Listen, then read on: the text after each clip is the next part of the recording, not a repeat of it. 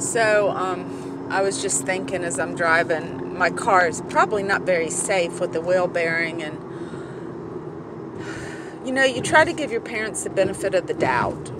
But my dad is just so limited, probably because of his mental illness. But I'm pretty sure he's written me out of the will. He's letting me drive in an unsafe car just to work. I'm just a Kroger. I'm just working this menial job.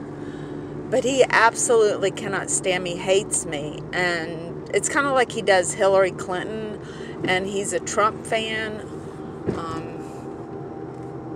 But yeah, no, I'm sure, and he lost a lot of money in the stock market, and he would say, "Don't buy oil paint. Oh no, she's buying gold leaf." And he would be hysterically angry about it, me spending money on art supplies. Then he looked at it, he's like, "How'd you think of this?" So he's a really juxtaposition of crazy, insane, depending what day you get him. But so let's just say I am out of the will, and I'm working at a menial job, and I can probably eventually work myself up to a full-time position. It's tough right now because the Kroger is not within walking, or there's no bus from Petersburg to Kroger, so I'll have to switch. I have to apply at Walmart because there is a bus to Walmart, and I can do that. I have my angels in my head, so I'm not, like I was talking to Kent tonight, and I was like, if you were alive, I just wish you were alive. I don't care that we're not together. I just want you to be here. And then I speak to Liam and Johnny Walker and Liam Depp and who else?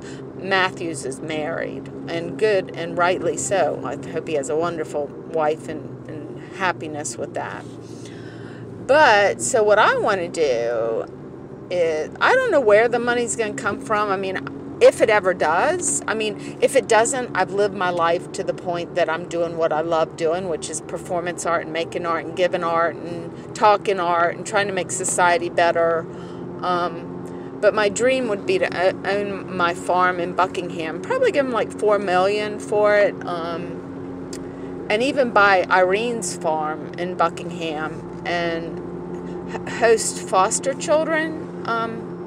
I think they're probably the most needy, the ones that feel rejected or like they're not good enough for a family, and build log cabins and fireplaces and run it all year round. You go out there at Christmas and we do a little, sleigh ride with the little miniature horses, and we have bonfires and fishing. We have a pond, rock climbing, bonding activities for we'll have college people run it. But that would be my dream to do with my farm. And I'd have to have a gate eventually. Nobody even knows it's there, but a gate. So that's my dream of helping people. And through doing that, I help myself because I feel good about myself when I do something like that. And it's all too short in this economy that people feel like they have the time to participate in agape. And I will say about the Pope, the one good thing about the religious freedom that we have is that we can choose forgiveness. And that's a very important concept because I read John Weaver's book, and he was inside Afghanistan, and they were going to kill him. They didn't have anything for forgiveness. So for Christian forgiveness is a very, very important trait.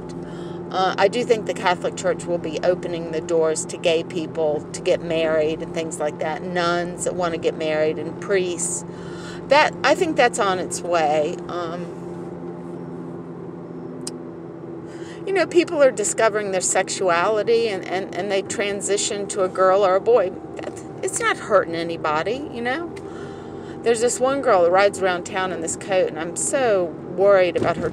She seems like she was traumatized, maybe sexually. Just that's the only, because of my experiences, and I've had a variety of experiences with psychiatric, I think that makes me qualified to run this school somewhat, having met so many disturbing qualities. And I'm going to McDonald's. Here I go. And McDonald's can support me by buying, they can serve my chocolate sauce recipe and we'll sell it for... Take the next right toward East Westover Avenue, then turn right onto East Westover Avenue. No, ma'am, I'm going to McDonald's first.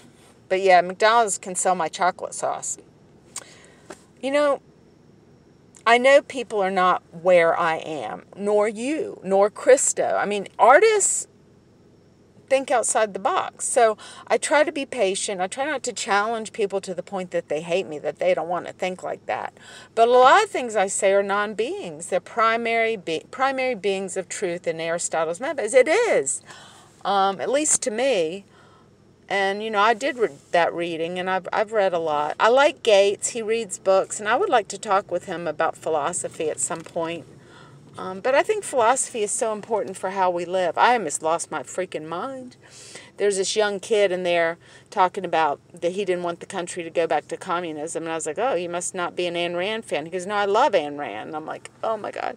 That's a secret weapon that she's bringing in from Russia by getting us to focus on ourselves and money. Because when you lose perspective about the equality in our country and it's all about you, and you don't care about the industry or the environment, you lose all responsibility for anything besides taking care of yourself.